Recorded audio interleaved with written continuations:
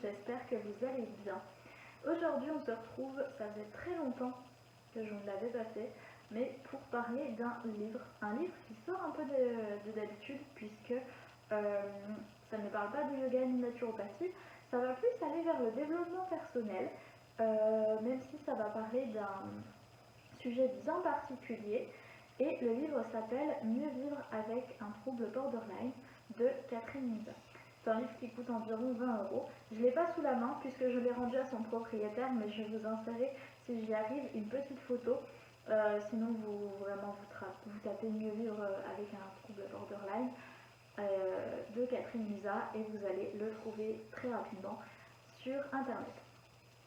Alors, pourquoi est-ce que je vous parle de ce livre?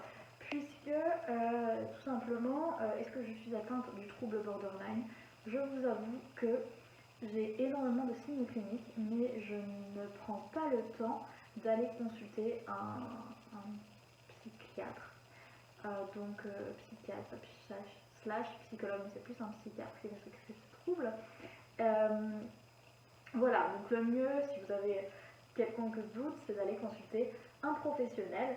Pourquoi je vous parle de ce livre? Parce que, mine de rien, c'est un livre qui est très bien. C'est un livre, pour ceux qui ne connaissent pas le trouble borderline, c'est un trouble qui ne se soigne pas. Un trouble mental qui ne se soigne pas et qui va seulement pouvoir être géré grâce à de multiples méthodes et grâce à certaines fois une médication. Le problème, c'est qu'il n'y a pas de médication proprement parlée pour le trouble borderline, donc généralement ça va être la médication qui va normalement être prescrite pour d'autres troubles et qui vont avoir pour effet de réguler l'humeur, comme effet qui généralement sont plus des effets secondaires que des effets premiers. Donc voilà, bon, vous savez, je suis naturopathe, je suis contre la médication. Je sais que des fois on ne peut pas s'en empêcher, mais moi ce qui m'intéresse beaucoup dans ce livre, ça va être les méthodes qui sont apportées. Le trouble borderline, pour vous en parler un petit peu, il y a de multiples facteurs cliniques. Je crois qu'il y en a 7 ou 8. 7 ou 8. Si on en a au moins entre 7 et 9, je ne sais plus, pardon, excusez-moi, je n'ai plus le livre sous les yeux pour vérifier. Mais en tout cas, si on en a 5, l'on est considéré comme borderline. Après, comme je dis, il ne faut pas se diagnostiquer surtout quelque chose comme ça tout seul. Vaut mieux aller voir un professionnel pour affirmer être borderline. Voilà, très important. Et comme signe, il va y avoir tout ce qui est l'autodestruction, le sentiment de solitude permanent, des humeurs qui vont fluctuer mais à l'extrême, la difficulté à gérer ses émotions, il va y avoir comment je suis en train de réfléchir, difficulté à gérer ses émotions, je ne sais plus. Vous pouvez aller vous documenter sur internet sur le site du borderline.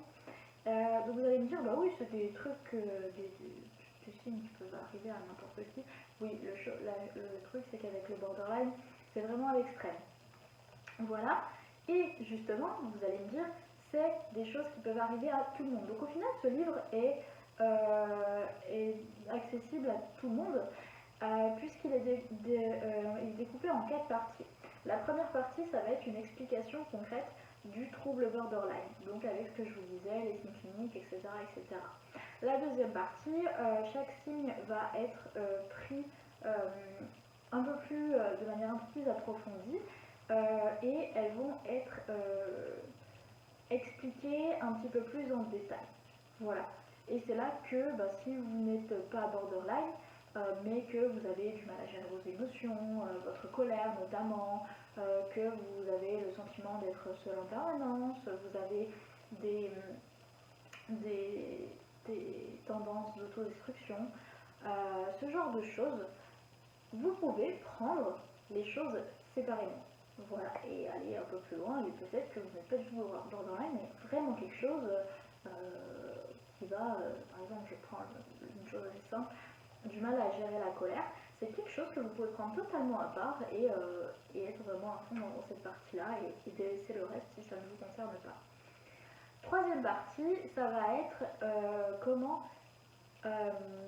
gérer chaque symptôme. Donc forcément, que vous soyez borderline ou pas, vous pouvez être borderline sans avoir tous les symptômes, donc prendre vraiment ce qui vous concerne. Mais c'est toujours sympa de voir un petit peu le reste, de s'intéresser au reste. Et il va y avoir vraiment des cas pratiques et des exercices qui vont vous permettre de gérer certains aspects du borderline, mais en tout cas certains symptômes. Voilà. Quand je dis symptômes, c'est pas forcément parce que vous avez un symptôme que vous êtes borderline. J'ai du mal à expliquer et à dissocier un petit peu tout ça.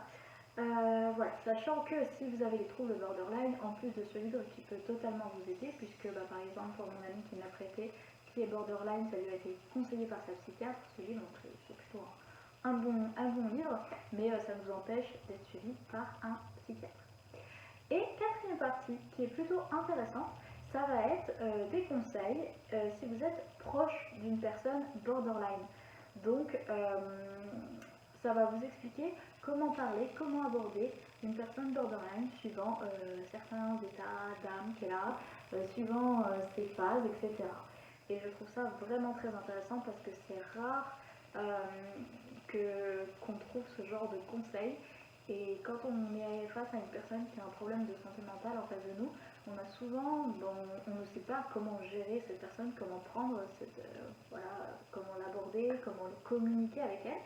Et c'est une partie qui est très très intéressante. Donc si vous n'êtes pas borderline, si la partie gestion des émotions ne vous intéresse pas, même en dehors du borderline, vous pouvez totalement, moi je sais que j'avais, et pourtant je suis prof de yoga, je sais, du mal à gérer ma colère. J'ai quelques exercices et quelques conseils qui m'ont pas mal aidé.